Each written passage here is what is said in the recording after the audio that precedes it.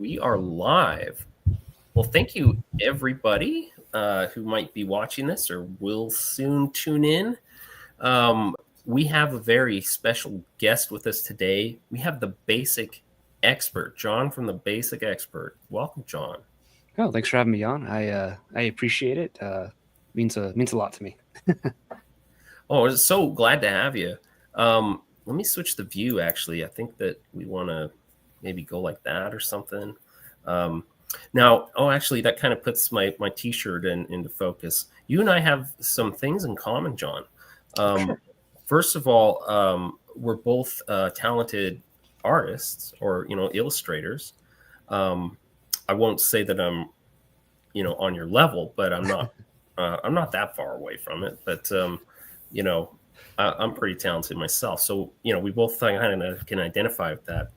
And another thing is we're both well read in Austrian economics. That's what my T-shirt is. Yeah.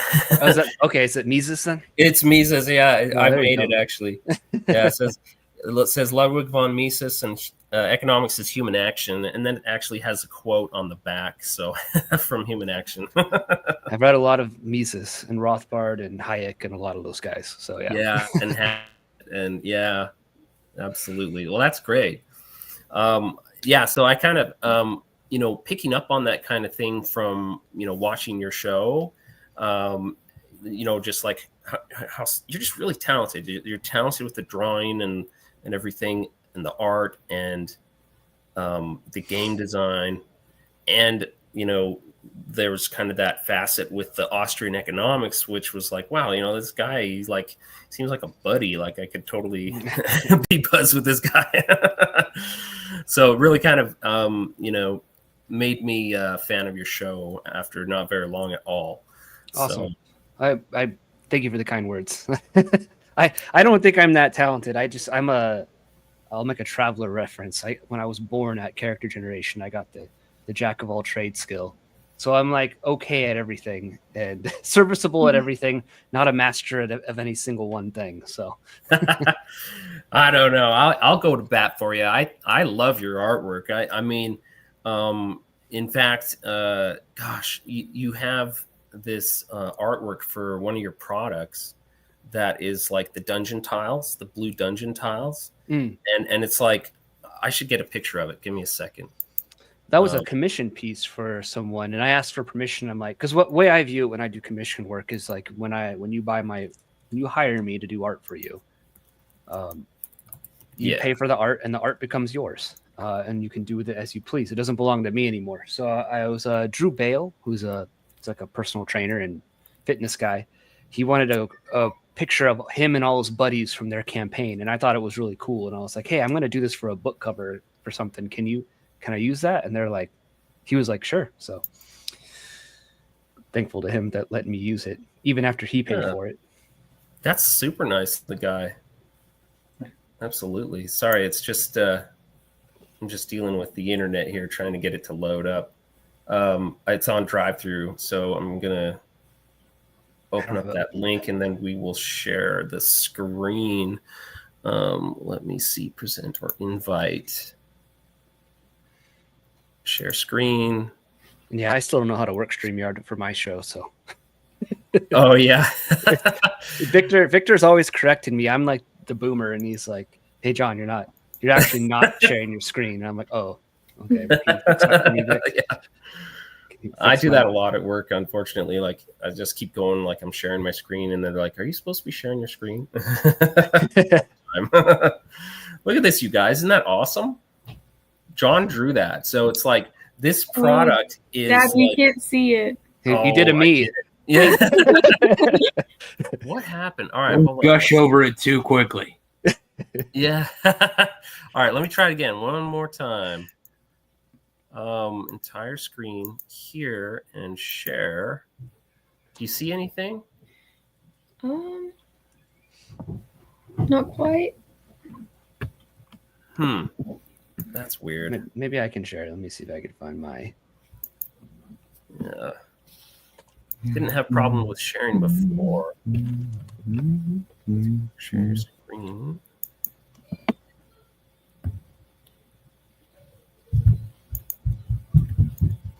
Maybe I'll just try sharing a window, see if that works. Is that? Oh, Can you yeah, there we go. Can Okay, you see sorry. mine there? Oh yeah. That's my screen there. So there you go. Oh, okay. Oh, that's yours. Okay, great. Well, Yeah. I think I'll remove mine. I'll put yours up there. Okay, perfect. So yeah, John drew this, and That's amazing. yeah, isn't it so cool? So this product is basically like geomorph tiles to create a dungeon, like a randomized dungeon.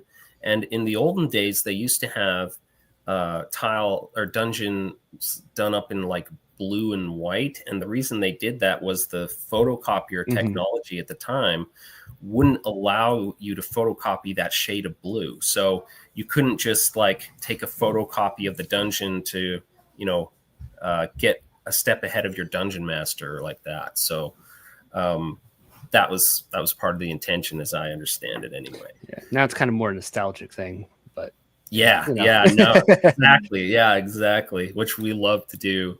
But no, this looks so cool. I just love how the dungeon is like bluish, just like the tiles, and then like those figures, they look so rad with their armor, and there's like a dwarf in the front and stuff. It just looks so cool, man.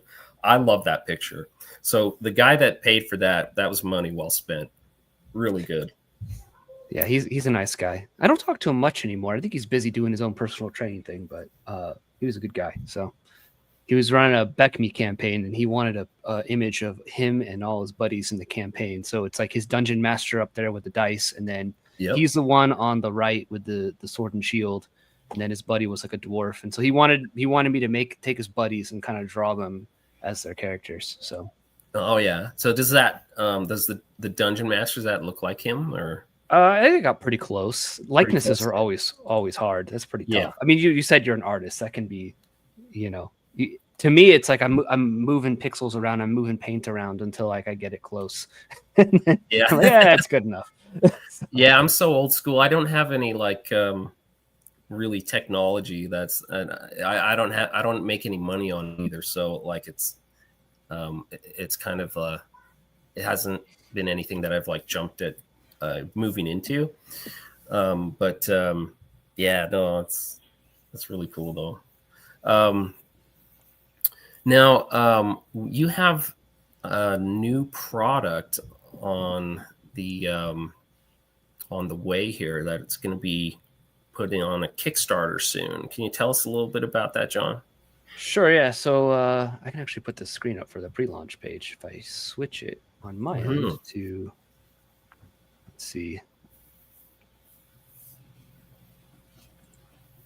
Maybe I can do it this way. There you go. All right.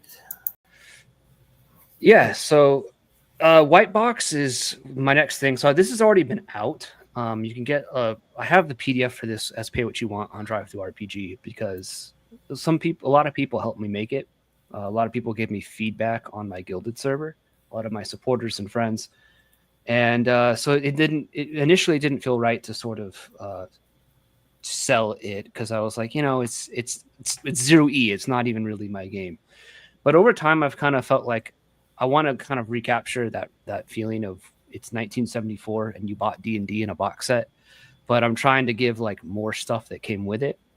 So this is a retro clone of 0E. It uses aspects of chainmail to fill in the gaps of 0E though, because 0E is one of those games that sort of people kind of look at they look at it a couple different ways. They look at it like this is a wonderful like toolkit for running a fantasy campaign, or it gets kind of maligned as like this, how did this game even catch on? It's like this incomplete mess, and hard to decipher. Yeah, hard to decipher. And I think what it is like Gary and Dave and a lot of the guys at TSR sort of assumed you had wargaming knowledge. They sort of assumed you were going to pick up chainmail, in my opinion, and that you were going to sort of run some version of the campaign with these rules together, and you were going to hack something together. So what I've done here is I've kind of done the legwork for people. I've looked over chainmail with the help of my buddies. Got to give a special shout out to my buddy Crossface, who kind of really helped me figure out fighting capability, which totally changes the game.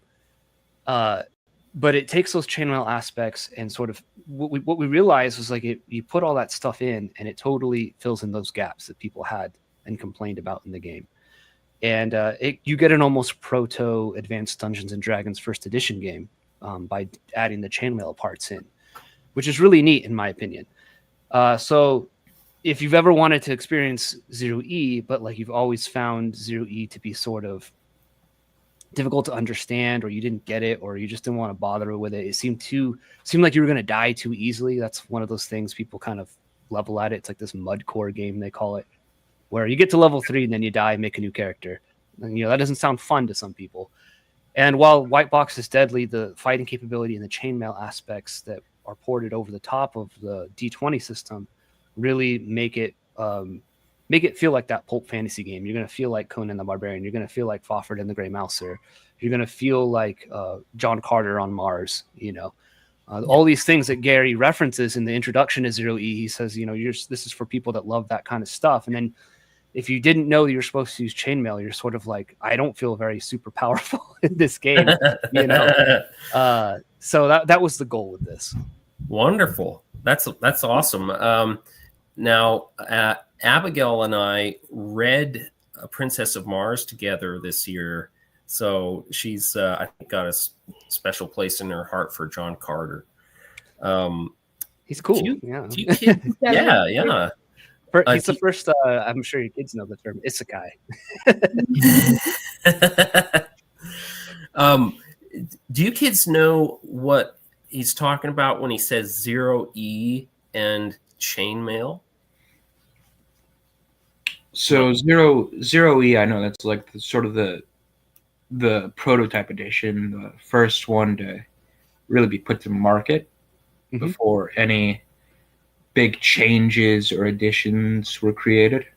Yeah, it's really the first edition is sometimes called AD&D. That's like first edition AD&D. That 0E is oftentimes called Original Dungeons and Dragons. It's that original box set that came out in 1974 that had 3 little books, and it kind of took off from there.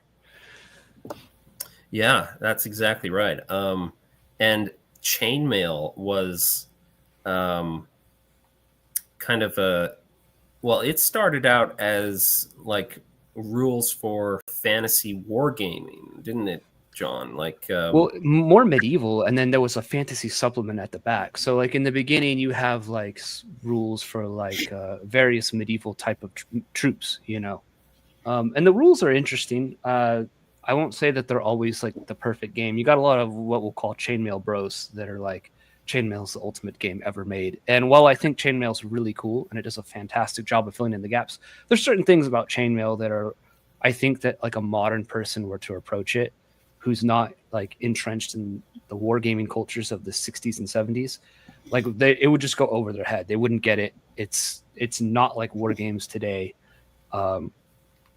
And because it's a different culture then than it is now, even in war games, just like how it's a different culture then and now between like role-playing games as well. So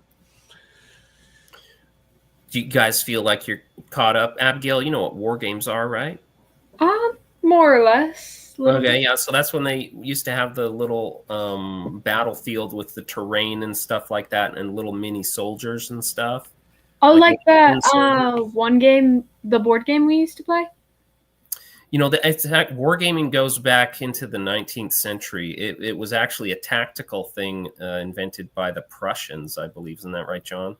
Yeah. And so they would do like little toy battles to like simulate war and practice strategy for war. So, and that turned into a hobby because obviously it's pretty cool, right? So. And that's where Dungeons and Dragons was born out of, was wargaming as a hobby. And then Gary Gygax and Dave Arneson had, some interesting views about things they could do a little bit differently, and they made this new game. And chainmail was kind of the first step into that, wasn't it, John? Yeah, so Dave Arneson was running his Blackmoor campaign, which was his fantasy setting that he invented.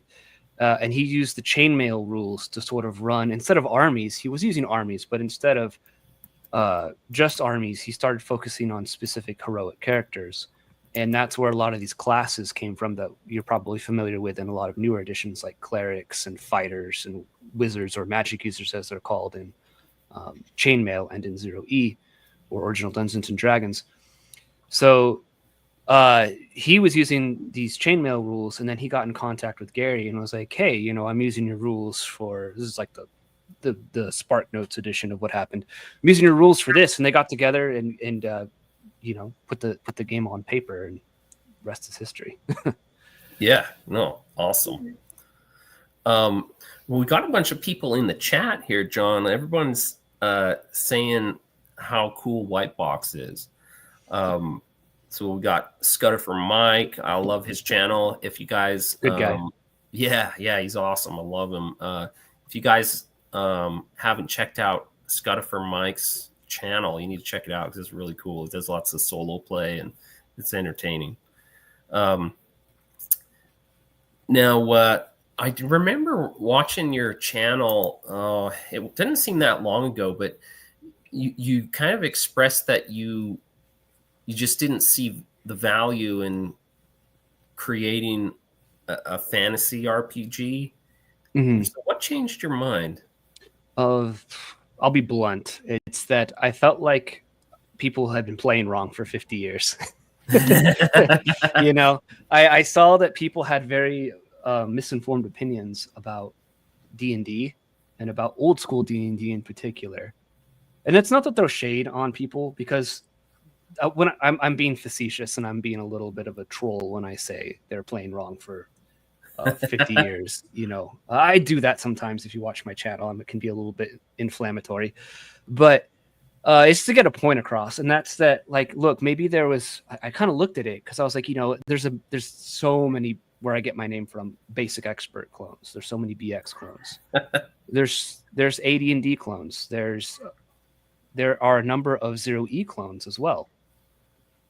And I realized, like, a lot of these 0E clones in particular were leaning into what my friend Clerics War Remail calls Moldavian revisionism, which is they kind of look to later editions like BX, like Holmes edition, like AD&D, or even 5E in some respects. And they're like, let's fill in the gaps of 0E with these later editions. And while that works, it makes a totally different game than I think was intended by the three little books that people come to know and love.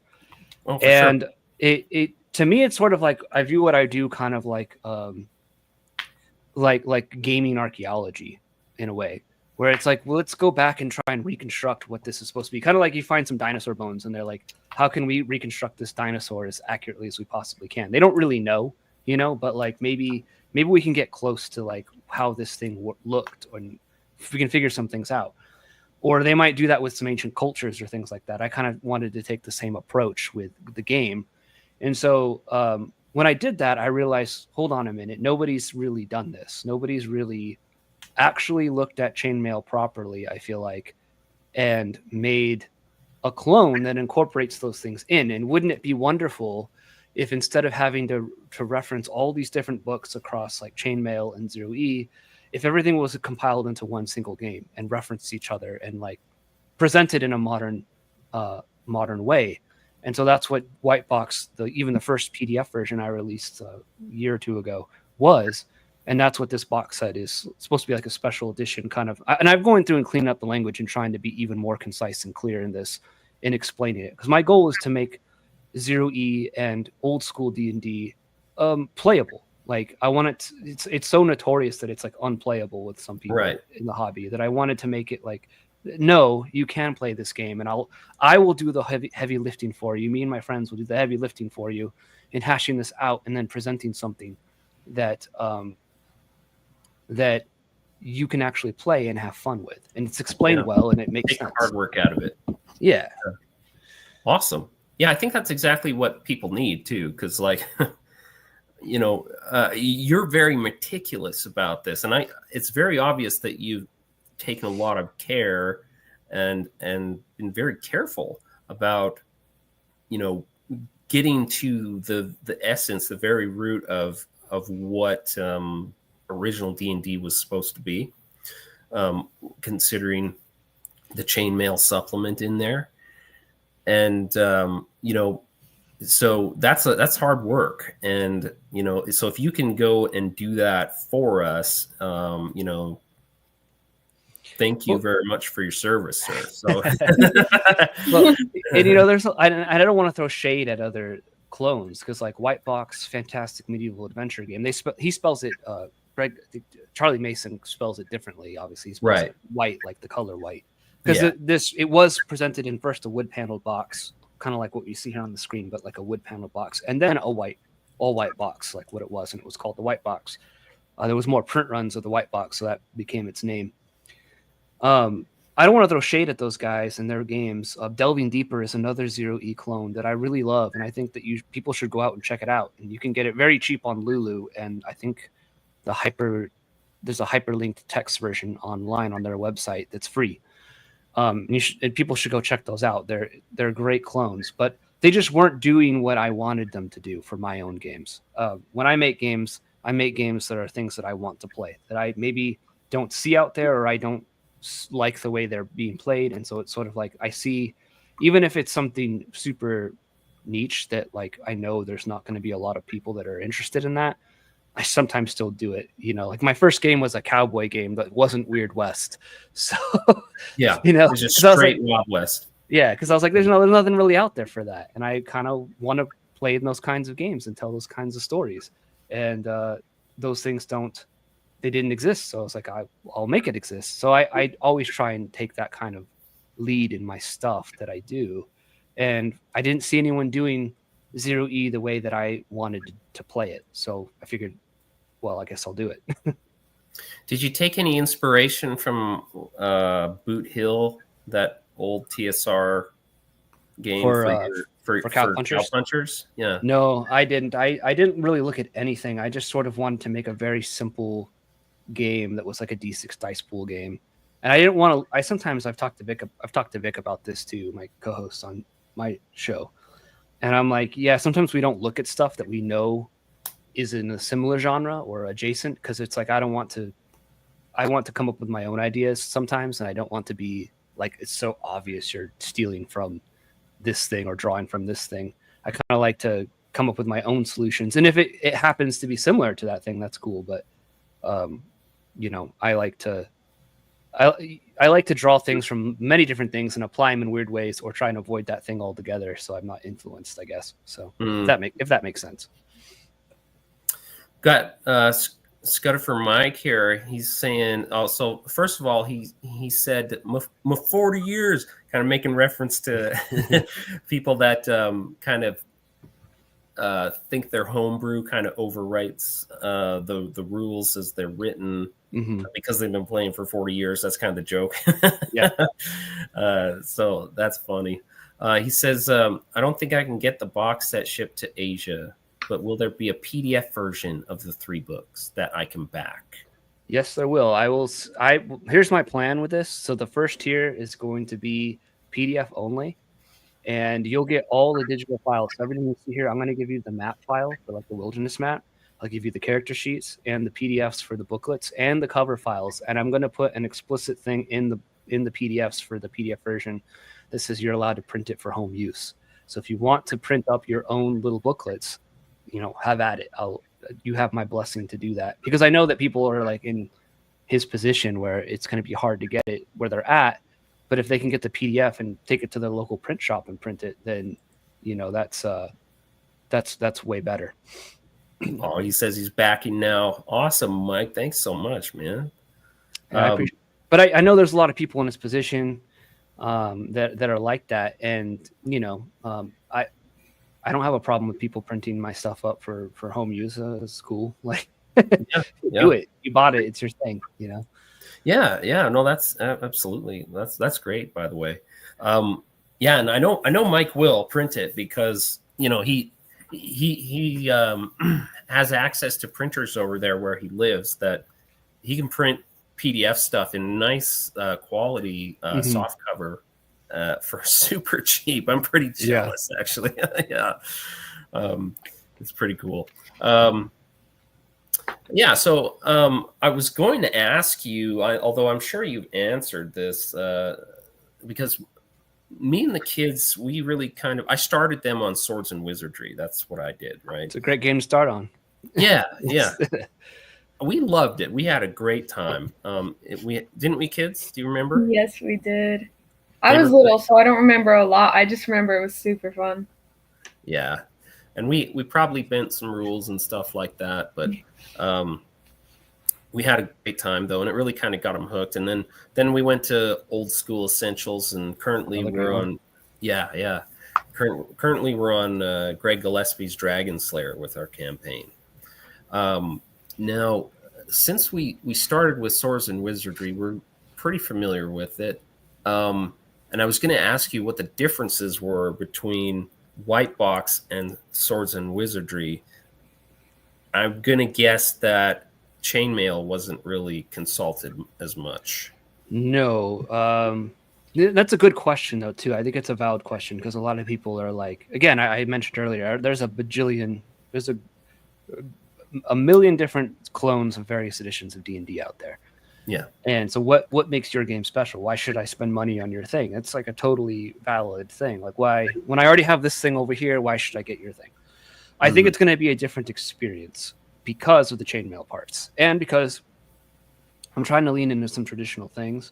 If I remember correctly, I believe Swords and Wizardry, I haven't looked at it in a while, that uses the later Greyhawk rules kind of implemented into it, where you have different size hit die, for instance. So you guys might be really familiar with that. Like, oh, the fighter gets a D8 and the magic user gets a D4 and the thief gets a D4 and the cleric gets a D6.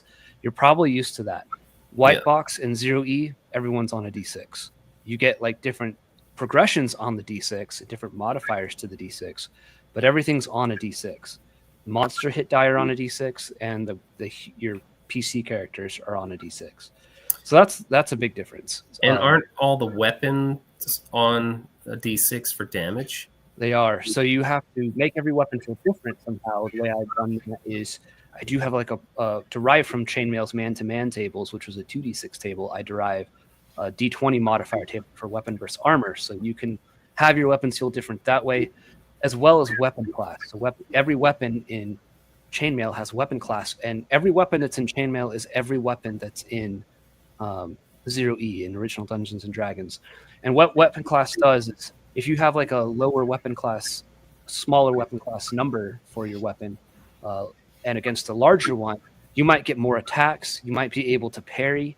You get all these advantages. If you have a larger weapon, so a bigger weapon class number against a smaller one, you might get to attack first in combat. So like the polearm guy against the sword, he might be able to attack first with his polearm in that first round of combat, but every subsequent round after that, the guy with the sword gets to go first if he's next to him. And he's going to get two attacks for every one attack he's going to get 2 attacks for the one attack the polearm gets. So you start to differentiate weapons that way. And parrying, for example, forces a -2 penalty on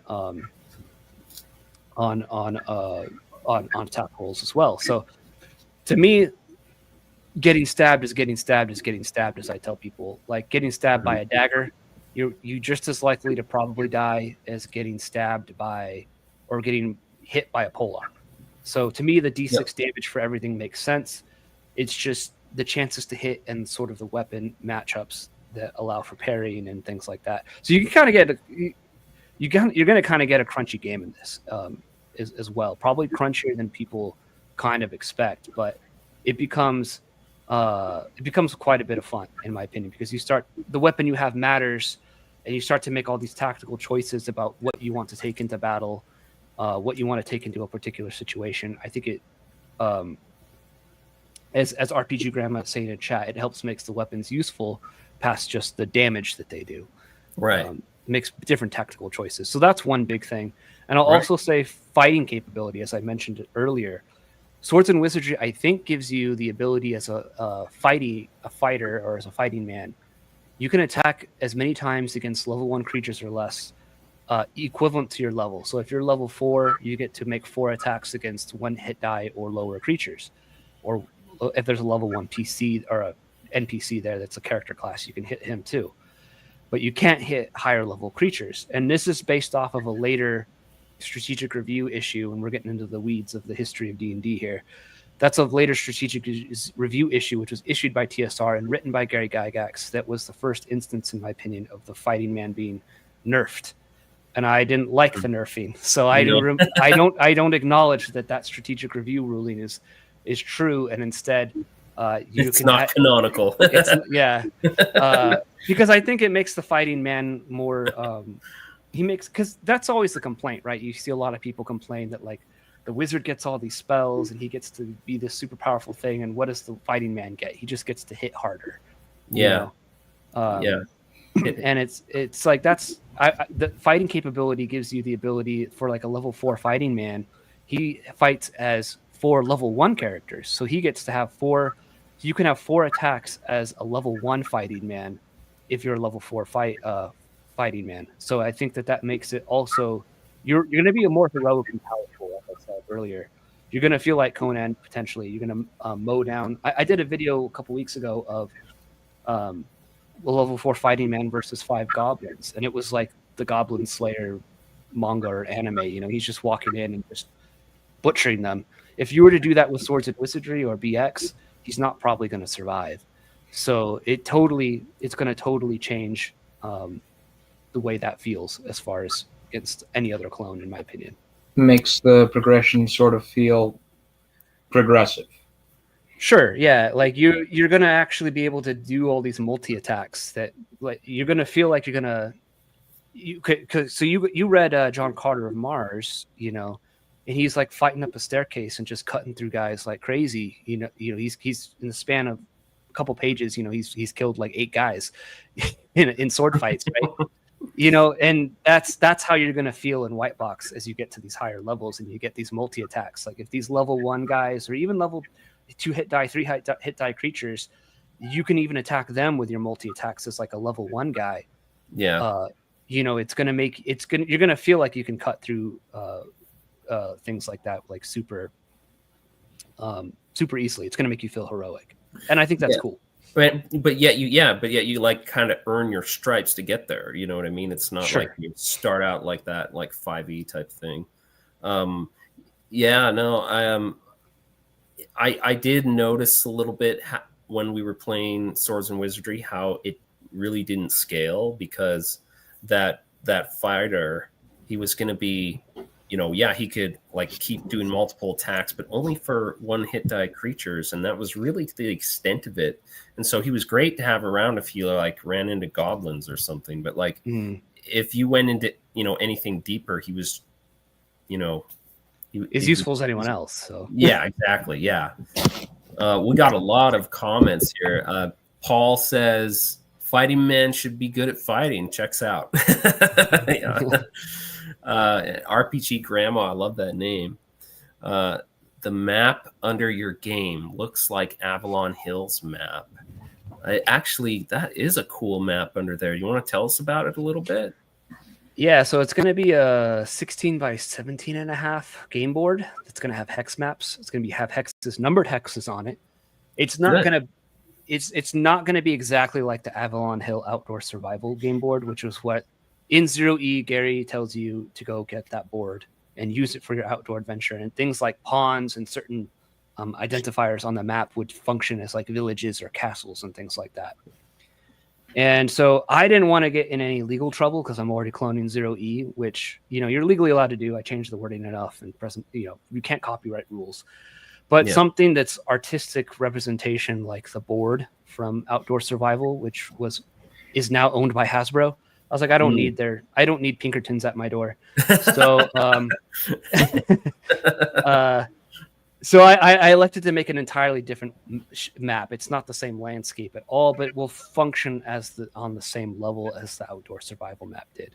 Okay, so, good. Yeah, so kind of you got the same feel there. Yeah, if not the exact substance. And it comes in the box. Like 0E told you to go buy this totally separate game from a company that was not TSR. Right. And not everyone did that. And I think it's kind of fun, the idea of kind of everyone that buys Wight Box will be playing potentially on the same wilderness map, but like totally different adventures, stories, and worlds will still happen on that map. I think that's a cool idea. Yeah. I could just imagine like the Pinkertons knocking on your door. You go out to answer, and you just come back to the live stream. You're in a full body cast in a wheelchair. You're just like, hey guys. Actually, I can't give you the board. Yeah, yeah. I just got word. Yeah. Sorry about that.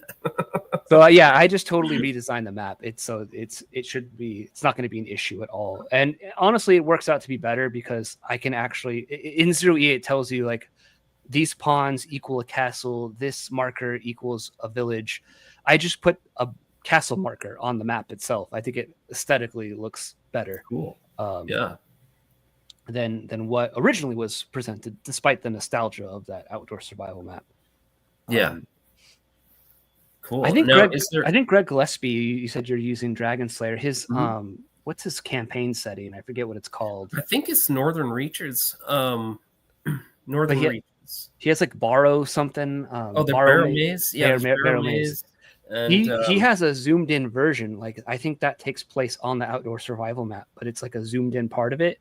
And so I think he can like legally get away with that because it's like a re-representation of that classic map. It's not the full map. It's like here's a part of it, and it's presented slightly differently. So. Oh, how interesting! But that's a little lore note that his setting is pretty much the outdoor survival map, which is a cool homage. Yeah, for sure.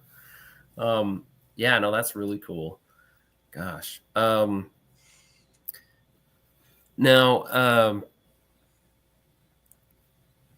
the product here, Wight Box.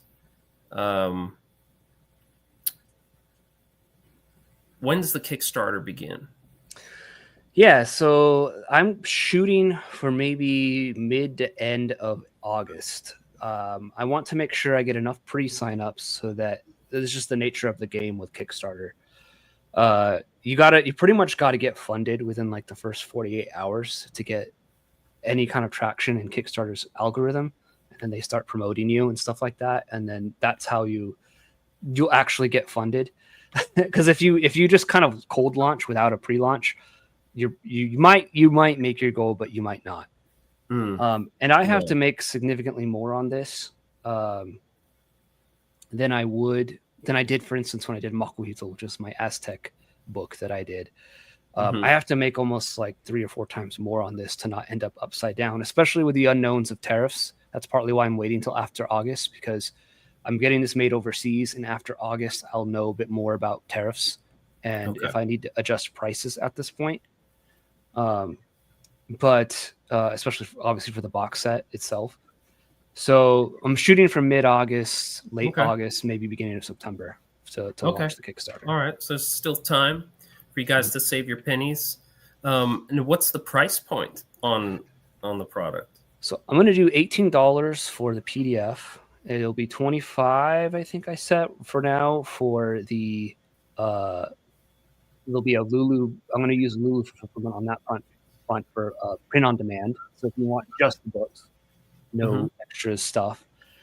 And then for the box set itself, it'll be $60 as of right now. So, which I feel like is pretty comparable. I think like Castles and Crusades was like $50, but I think I'm giving you a bit more than the Castles and Crusades book with like the dice and they gave you dice, but the board and the referee screen are, manufacturing considerations that I have to take into consideration. But I thought those would be fair prices. So I'm hoping tariffs don't change, so I don't have to like finagle anything, price wise. Yeah, I hope not. RPG Grandma has some questions about the product. She says, I know it came in late, but how compatible is your game with the original D&D Plus supplements? And also to use any of the casting rules from Chainmail? I'm thinking about considering casting rules from Chainmail in a later supplement. The problem with that one is that the casting tables don't, like the ranks don't line up well with 0E levels, unfortunately. It was optional in Chainmail. It was an optional rule in Chainmail. Essentially, you rolled 2d6 to see if things would pan out. But or if you casted it, or if it was delayed or failed. I'm considering trying to adapt it, but I got to tweak it a little bit, and I gotta go revisit those rules and see how it would fit in. As to compatibility with past original D&D plus supplements, it will be completely compatible. You'll be able to pick up Temple of the Frog, for example, from the Blackmoor supplement. You could run Wight Box with that supplement, and should work just fine. So nice. That's great. Well, hopefully that answers it, RPG Grandma. Did I catch you saying that Chainmail had like a roll to cast system? Is that right? Yeah, it's an optional rule in the fantasy supplement at the end. So you'd roll 2d6, and based on the level of the level of the caster. So there was like I don't have it in front of me actually. I have it here.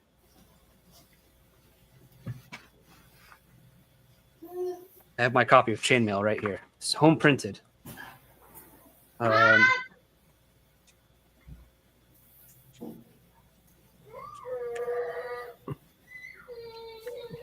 hear Greta. I know, me too. I'm gonna try and get her.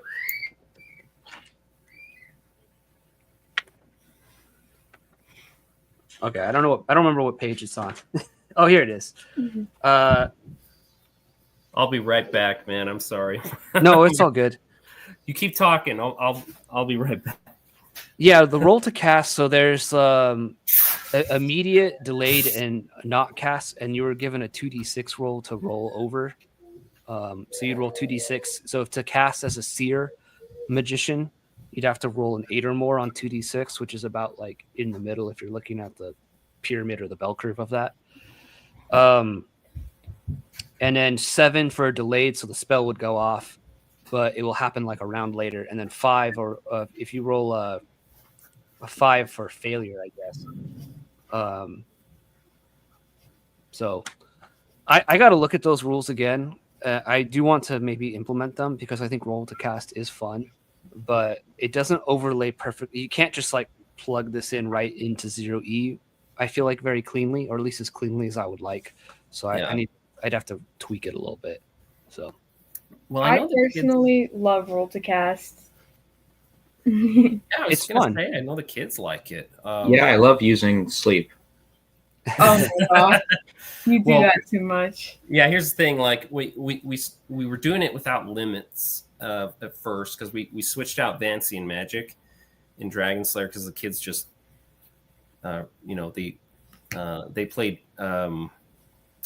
Shadow Dark at a convention in North Texas and really liked the roll to cast system. So we tried our own kind of homebrew roll to cast, and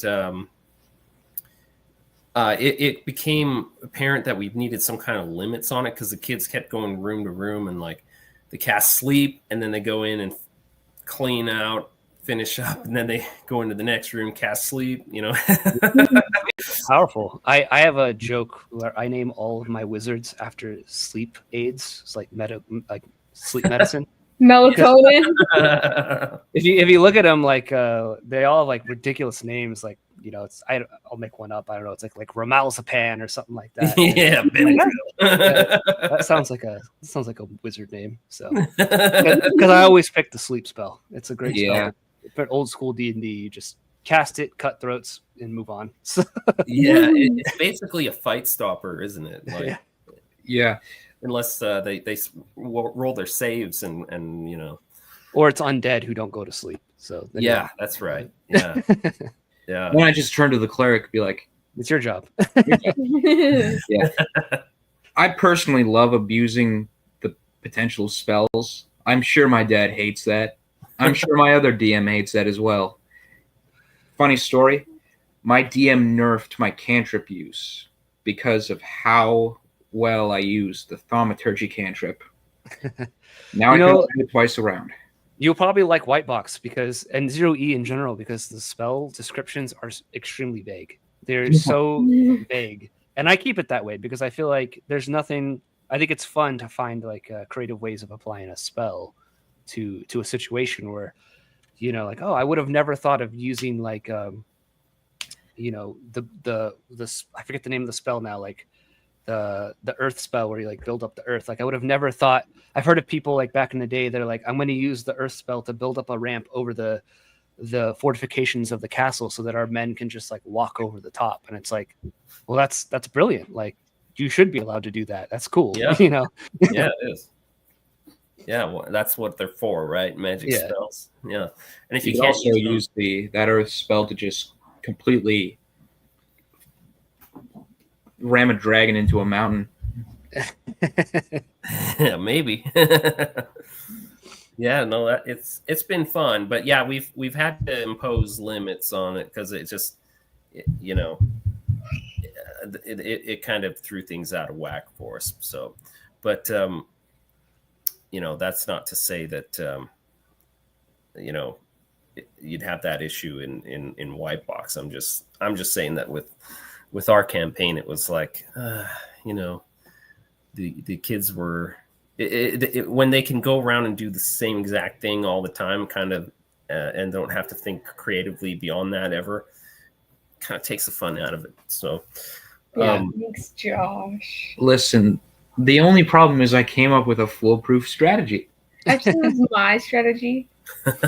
No, Yes. not anymore. I take it. I steal it from you. well, you can't fault him. Like if the rules that we set up allowed it, you know, it just turned out the rules weren't good. So bad game design.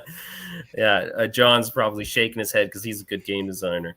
Now, how's the spell casting work in Wight Box then, John? Is there like an option for roll to cast in Wight Box? Not really. I don't have roll to cast in there. It's the pure Vancian magic spell slots. I like that mode of play, and the reason why I like that as well, as far as, well, one, it's like the traditional view of 0E. So I do try and keep things as traditional as possible in this because I want an authentic 0E experience. You know, nothing that deviates too far. It is too much of me in the game. Yeah. But also because I kind of view D&D as a resource management game as well. So you're managing, like I make the players, you know, track water, food, and rations, because in 0E especially, you're going to probably, if you look at the random encounter tables for the number of things, like you could run into 300 orcs. So you are expected to be eventually trudging around the wilderness, you know, conquering things with your own army, you know, to have these battles of like your 300 guys versus the 300 orcs and having some massive, you know, skirmish. That's the expectation that's going to occur there. And why those random encounter numbers are like that.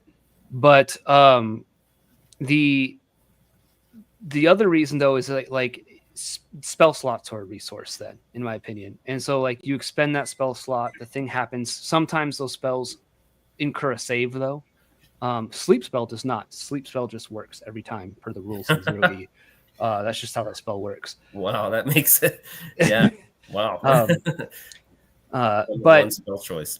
Yeah, but you know, like certain things might force a save or anything like that. So I do think that sometimes the roll to cast is actually put off to the player or the person that's affected by the spell who's going to roll the saving throw. I think that's like the roll to cast aspect in a lot of respects, which some people might like, not like. But I guess my answer is for the basic answer is I just had to be more I wanted to be more traditional in how I presented the rules. So no, that's good. Yeah, because I think that's what people are going to be looking for when they're, you know, looking for a product that's going to be faithful to OD&D and, you know, chainmail and stuff. RPG Grandma. Oh, here comes Greta. RPG Grandma says, may I suggest mana pool? So that's like spell points, right? And once exhausted, you are done to replenish. Hi, Tito. How are you? Hi, Daddy. Hi. Hi, sweetie. Yeah. And some other games use that when spells can be cast constantly, which is a great option. There's also experience burn too. So that's like, okay, so it draws down your experience, which is like, who wants that? So that's a very, very interesting option, RPG Grandma. I think what we settled on for now was like you can cast it 3 times, but on the 3rd time you're exhausted and you need a full rest. So yeah, so like basically it makes it so like 3 is your absolute limit, and the 3rd one would be only under rest kind of thing. Yeah, I remember when I sort of suggested a mana pool spell point type system, where I was like, let's take the casting that would work for that particular cast, intelligence, wisdom, and let's add that plus the modifier, and that's their maximum number of points. And for the spell level, that's how much points they cost. But being able to cast sleep 21 times, is it's great. It's great for high level spells, not great for the low level. Yeah, that's the thing. Like Gary says in AD&D too, like when you're doing that kind of stuff, you always got to be careful to like not make it too easy for the players, so too, because then you lose interest kind of quick, and that can be the death of a campaign. Sure can. That just comes down to design, This is partly why I just like the spell slot system, but just because it works. It's kind of metagamey, and maybe I get the reasons why people don't like it, but for me it's like it works, So. Yeah, and it is one more resource to manage, like you're saying, right? Like it's like I can cast this one spell once and that's it, so I got to use it when I really think it's going to count, kind of thing. Yeah. And I do think it makes sense in like the Advancing Magic sort of system when you think about it. Like, I don't know if any of you guys have read much Jack Vance, but the way those spells work is like they sort of cram these magical words and symbols into their brain, and they kind of hold it there almost like a gun that's ready to fire. And it's just those final magical words or gestures that sort of trigger it like a gun, so they fire off the spell. But you can only hold, based on your ability and how talented you are in his stories, you can only hold so many of spells in your head, because it's like you're trying to cram in and memorize like so much. So that's kind of where the idea of spell slots came from. I actually think like reading Jack Vance really made me appreciate the spell slot system a bit more. And I was like, oh, I get it now. Like, because before, because it doesn't sound too,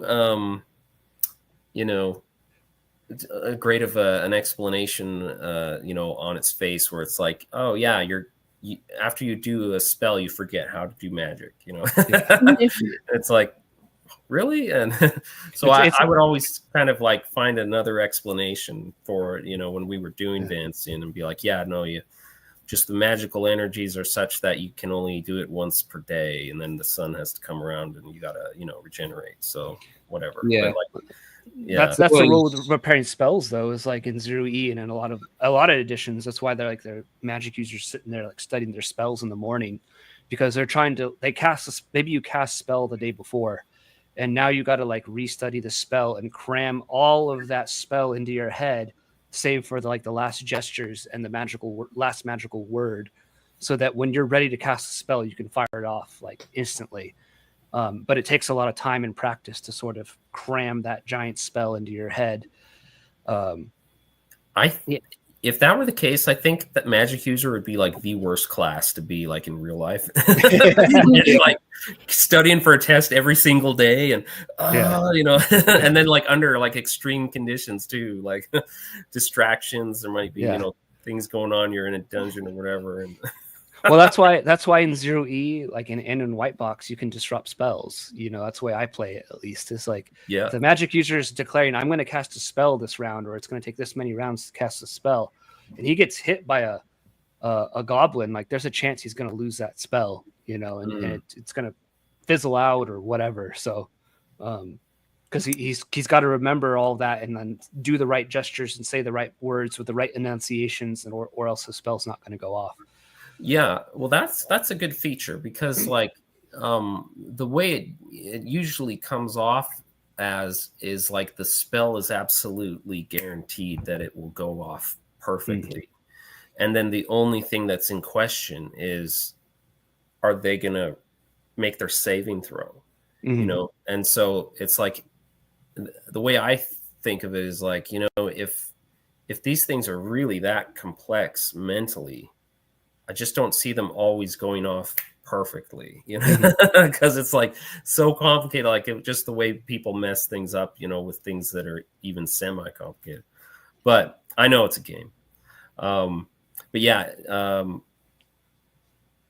oh yeah, we got some conversation about you know, Jack Vance concepts and things like that.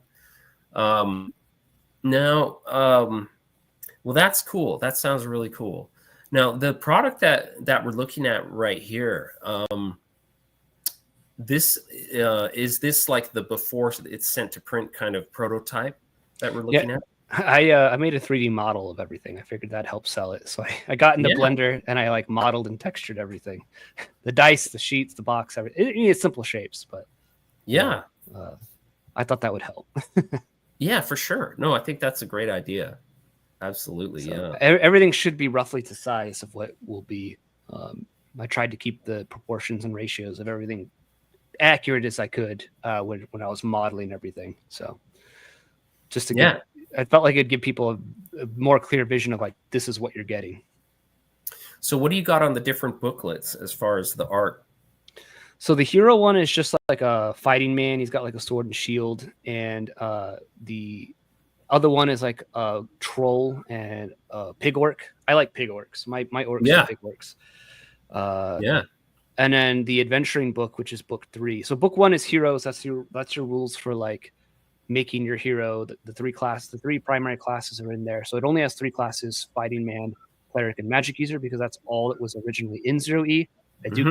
I do give you a thief in the appendices for it, but it's optional and at the discretion of the referee. I also have, so book 2 is all the monsters and treasure, and then book 3, volume 3 is like the actual rules for adventuring, combat, mass combat, naval combat, aerial combat, dungeon generation. I have a full dungeon generator in there that's it's pretty much exactly from Strategic Review issue 1, which was what the AD&D dungeon generator was based on.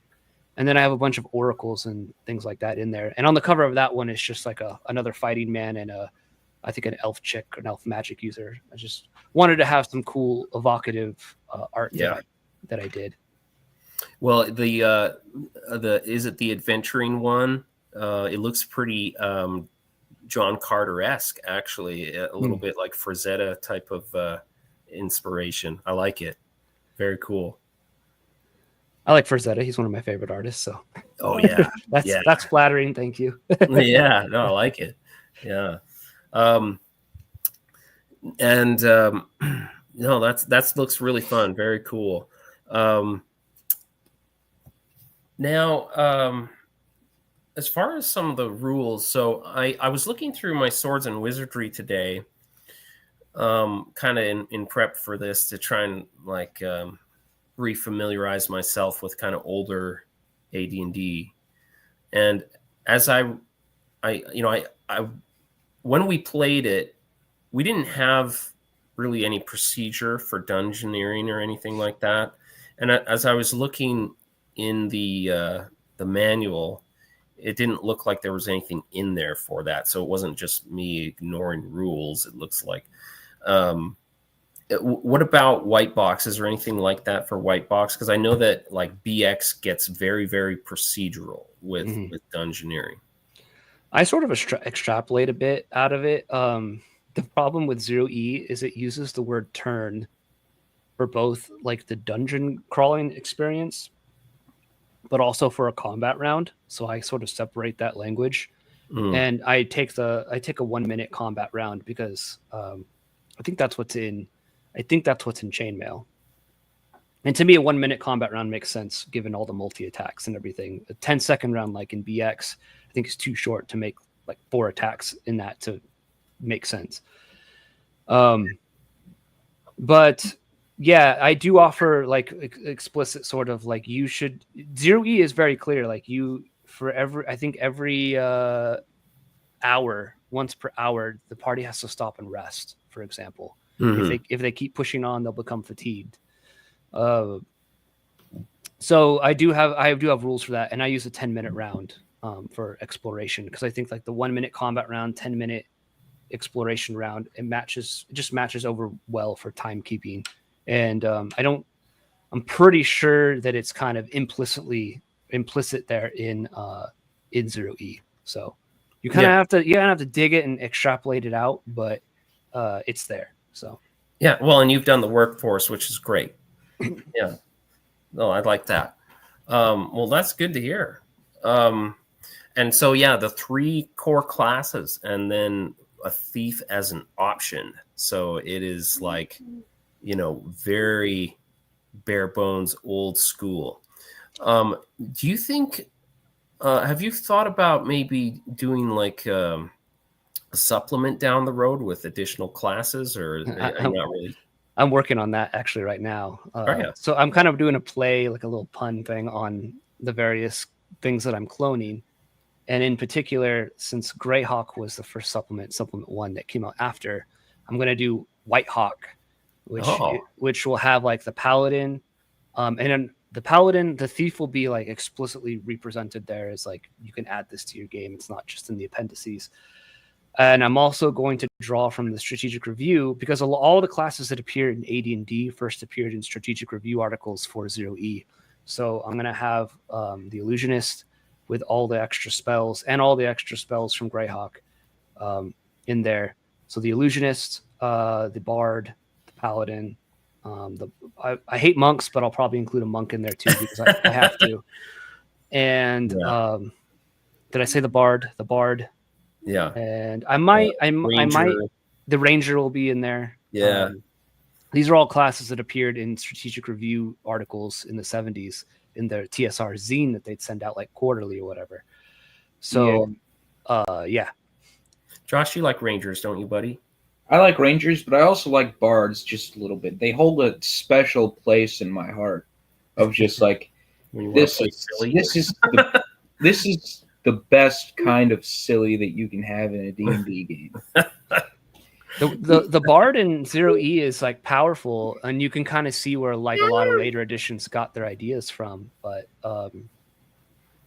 yeah, it's gonna be a little different than maybe a lot of people expect to. A way a lot of some of these classes work when they were first presented. They're gonna play a little different. I'm sure that like the Wight Box sort of bard character class sort of draws a little bit more from the charming scoundrel type of character rather than like, he has a bard song, so that does exist. That was there from the beginning, where he can like charm creatures around him or foes around him. But he also has like his lore, and he has a lore ability as well. So it's a percentile roll under ability based on level, both of the bard and of the target. So you have to roll your percentile dice to see if the bard's song is effective. And then there's a lore ability, which allows him to do a percentile check to, identify magic items or bits of lore or things like that, or history. And that was there from the very beginning with bards as well. So they're sort of bards work on a roll to cast system, basically. Kind of, yeah. But they don't really have any spells. They don't really have any spell casting themselves. No. Same with the paladin. The paladin didn't have the ability to cast spells either. Yeah. So, does their bard? Do they only have one bard song and it only has one effect, or? Yeah, it's pretty much like a bard song that's like a charm ability. So, okay. Yeah. Have you ever played the Bard's Tale computer games from the 80s? Yeah, I think you would probably like those. They're pretty old. That's okay. I still play the wizardry games. Oh, do you? Yeah, it's like that. Yeah, I don't know if it predated those or what. It may be not, but yeah, super fun. You can get like a remastered version now for like $2 or $3, something like that. Lots of fun. I used to play the Bard's Tale 2 like tons when I was a kid. Yeah. Kind of helped, because it was kind of helped you get excited about the D&D type of genre, because that's really what it was based on. Yeah. And no offense in any way, but you two guys just remind me just how young I am Oh. Because I'm only 38. Come on, Oh. I'm still in my prime. well, I He mean, doesn't have gray hair yet. old games for me are like from the late 2000s because that's when I was born. Oh, yeah. Yeah, to me that's new stuff. Yeah. Yeah. Mm. Yeah, that was kind of funny. But you know, what is interesting though is like kids Josh's age, they've got this massive corpus of these types of games they can go back and play, and they can go all the way back to the 80s and see those games and play them, you know. Sure. Yeah, it's kind of funny, kind of fun. Now, what is your favorite class in Wight Box yourself? I know that you kind of tinkered with the fighter. Yeah, the fighting man is probably my favorite, but Yeah. cleric is also cool. I think the cleric is cool for, and the cleric and the fighting man are cool for, I think, the kind of implicit lore reasons in the book, in the game in 0E. So I like fighting men because in 0E and in Wight Box, they're the only ones that can get magical swords, and no other class can use magical swords, only the fighting man. And that's because I think the swords have like egos, and they sentient swords is what it's kind of harking back to the Elric saga. Yeah. And those Michael weapons. Moorcock. Yeah. So he's the only one that can have that sword, and I think it's cool that clerics this is my in-head lore reason. They use blunt weapons and they don't use magical swords because they have to be lawful in order to retain their divine powers. So picking up a sword with ego, which could control you or flip your alignment, means that like you've apostatized, essentially. Oh, that's a great idea, actually. So I like that. I just think clerics are cool too. The whole concept of them being able to turn undead and stuff like that. So I think that's fun. Yeah, me and the kids, we did like a response video to the D&D Shorts guy, and you'd think I kicked a hornet's nest, you know, of like a blue-haired hornets. And they've been swarming, but it's funny actually. But one of the things that him and his guest Ginny D were like, oh my gosh, thought was so bad was like the idea that in like old D&D homebrew from Dragon Magazine, if your cleric lost his celibacy, then he would lose his clerical abilities and basically become a fighter. And they were like, you know, oh my gosh. And I was like, what's wrong with that? That sounds like, you know. I know. Well, one, I know neither of those people are religious, so I don't care what their opinions are. But two, it's like your clergy is a cleric. You're part of whatever religious organization is there. Yeah. And you know, like that means purity. You're lawful. You're good. You're a good guy. You're supposed to be the epitome of morality as a cleric. You know. So yeah. You can't. I'm sorry. You can't break your celibacy.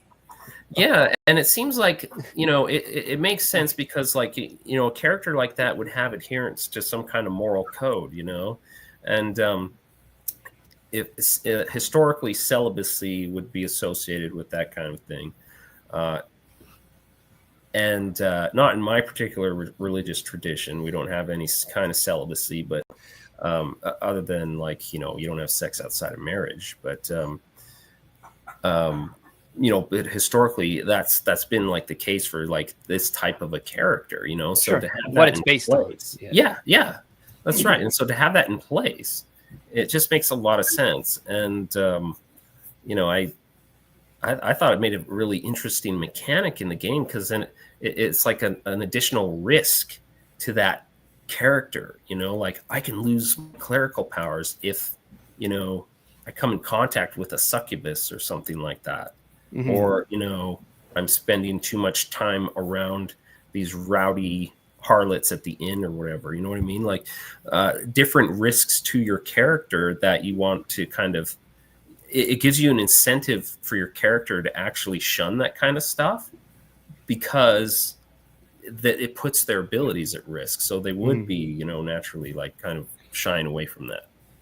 Yeah, I think it's like the rules are there to sort of help you role play certain parts, I think. And so to me, it's like that stuff's in the rules because it's they're trying to guide you towards certain tropes that are in fantasy. They're trying to guide you towards certain things. And I think we have a problem in a lot. We're not very well read in a lot of these more modern, like has Ginny D and the D&D Shorts guy, like, do they read like Moorcock? Do they read Vance? Do they read?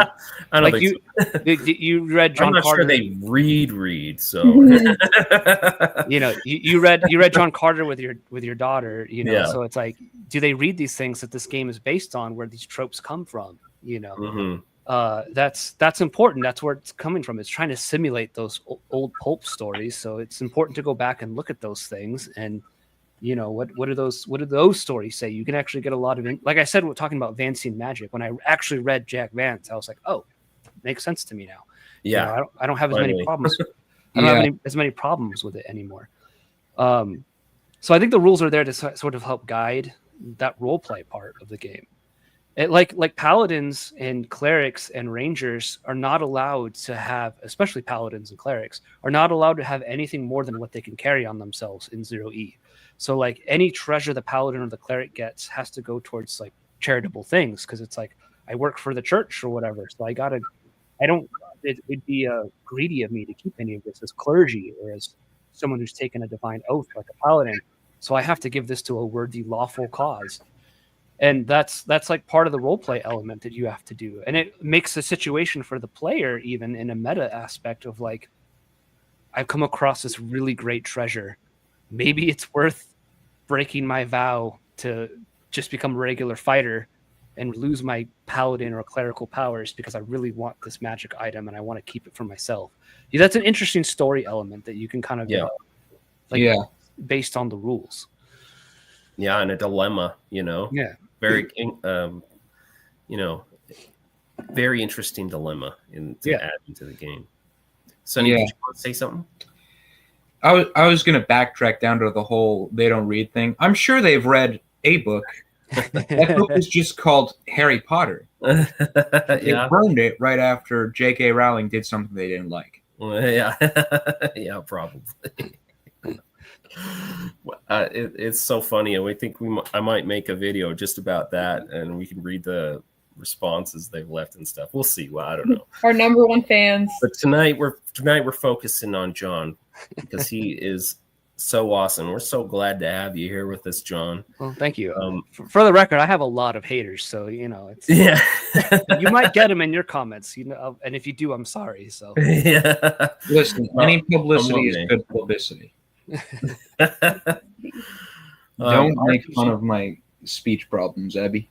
RPG Grandma says, then the PC has to make penance, go on quests, get out of transgression, and maybe the god is, no, you're done.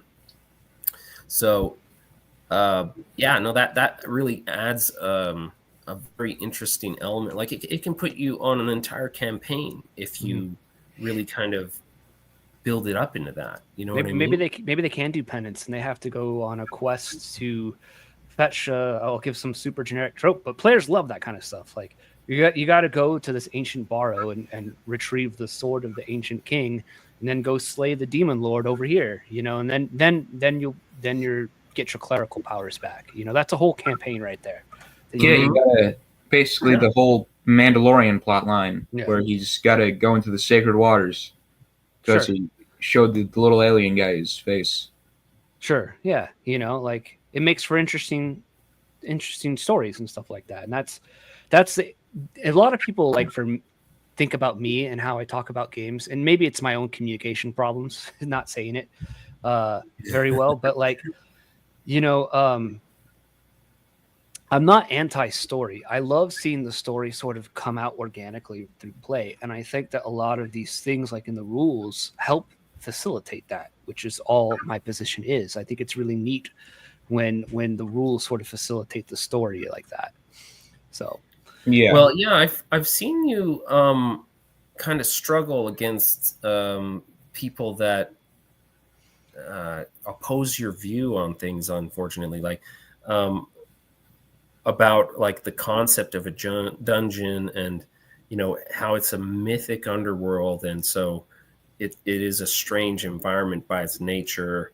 It's apart from like the mundane, the ordinary of our world, and but a lot of people want to basically worry too much about explaining everything about the dungeon and why are there these rooms in there, and that kind of thing. Do you have anything to kind of tell us about that? Any kind of conclusions that you have? Well, I'll say there's my home printed versions of 0E. It says the underworld on it, first of all. For book 3. That's what book 3 called itself. The Underworld and Wilderness Adventures. There you go. First of all, that should be case closed. But a lot of people kind of misinterpret that idea that everything has to, that I was saying, like everything has to be the mythical underworld. And I have no problem with like, no, this is just like a goblin warren. It's a goblin lair. It's just a cave with goblins in it. And it's where they live. Like, that's totally fine with me. But I also think that what would sometimes people term as like this funhouse dungeon, it's like it really is in a mythical sense, because there's tons of stories and myth of going into a new place, like it's a new plane of existence. This isn't just a hole in the ground, it's a portal to a very evil place or a very dangerous place, the underworld, Hades, whatever you want to call it. You're kind of raiding it for treasure, because you're treasure hunters. It's like there's stuff down there that's valuable, and you can kind of pull it back out and become wealthy, but it comes at a cost of like you're venturing into these deep, dark, dangerous places where sometimes the rules of the surface world don't always make sense down there. That's all I was trying to say, and it was just to sort of like, and it's just in my experience. I don't know if this is in your experience too. I don't have many players that sort of question things. Like, they're there for the ride and they have a good time, especially if they're engaged. They don't ask a question of like, well, why are we 200 feet below the earth and there's like this giant idol and this whole cult that lives down here? Like, how does this make sense? Like, like the players don't care. They're having a good time, And from a mythical standpoint, it's like they're down there because they're in Hades, they're in the underworld, they're closer to these maybe evil powers they can draw their power from as occultists in this idol and placing it there and stuff like that. That makes sense. So it's just a method of looking at, for me, looking at the underworld and the way Gary was constructing things. I mean, you look at Moria in Lord of the Rings. It starts as like, this is where dwarves live, but then they delved too greedily and too deep, and a demon came out. So it's like Gandalf even says that when he falls, he saw things and experienced things that are older than even Sauron. So it's like they've been there since time immemorial. Like that's what Gary was trying to simulate in D&D in a lot of respects. So probably all cultures have stories that are kind of similar to that in some fundamental way. You know what I mean? Yeah, there is a lot of like very similar ideas or conclusions that a lot of ancient cultures came to, which is very fascinating.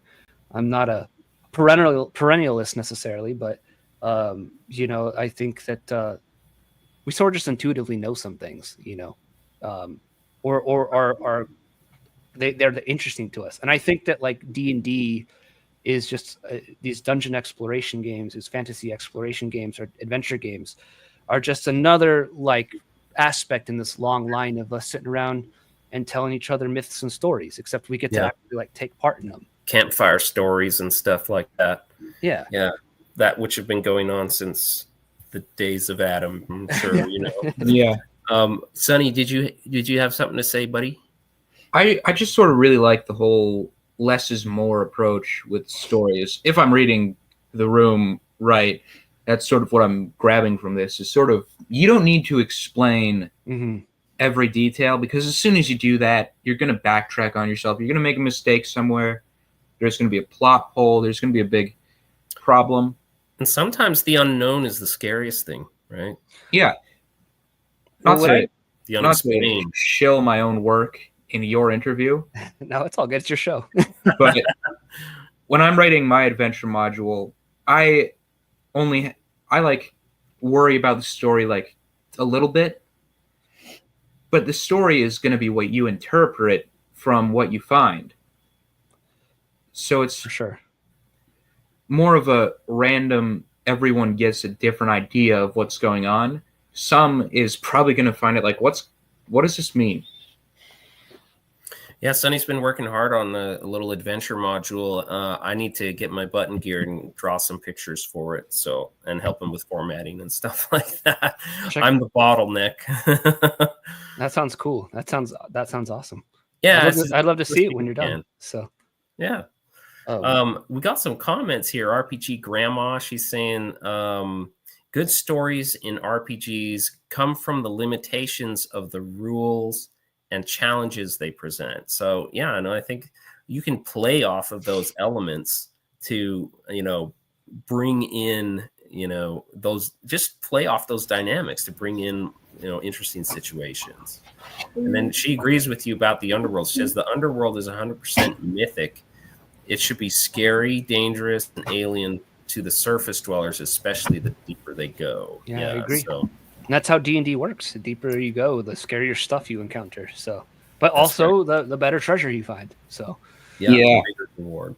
I really like the idea of like you're going down into a dungeon, and it's just like you're walking into an H.R. Geiger painting. Sure, that's a good way of putting it. Actually, yeah. Like at least with that guy. At least H.R. Geiger. He did the original Alien from Alien. Oh, he did. Okay. Yeah, he did a lot of the concept art for Alien. Yeah, that's cool. Yeah, I think that's a good way of putting it. It should be like scary and terrifying. But I think people just like perennially like to get upset about stuff. So and I kind of play into it. I say things in a lot of ways where I'm like, I know what I'm saying, that it's going to make some people upset, but I say it anyways. Yeah. So I was surprised he got so much passionate pushback on that. I was like, oh, okay. It seems reasonable to me, but like, it just, I don't know. I'm 40 years, so. Well, this is that D&D is different from I think any other RPG out there in a lot of respects, because it was a first, and it's become a personality trait for I think a lot of people as well. And they don't want to hear that they don't want to hear a different opinion sometimes. Yeah. I get kind of labeled as a one true wayist sometimes, and it's like I really don't care what you do at your table. It's your table. It doesn't affect mine. If you want to homebrew the heck out of a game and make it like it's not even identifiable as that game anymore, that's fine. If you're having fun, I don't care. But it's so funny to me because I'll talk about how like, I like to stick as close to the rules as possible, or I like this and I like that, and it's just like you get so angry people coming at you. It's it's funny. It's entertaining at this point. Yeah. I guess, was it Tracy Hickman that really kind of changed the way dungeons were created? And I think the game was misunderstood from the beginning. Like I said, I think like right from the beginning, if you look at a lot of the old zines, the fanzines that people put out in the 70s that they would pass around, they talked about like, how useful is chainmail? Should I do this? And I think that what it was a lot of the non-war gamers got their hands on the game, and they had an entirely different view of how to play the game compared to like a war gamer would. A war gamer would look at 0E and go like, I know what this is trying to do and what it's trying to be. But someone who's not familiar with war games would look at that and probably come to very different interpretations of what things were. But that was that the game became such a huge success, or it was a slow burn success for 0E in a lot of respects, but it got such a wide audience eventually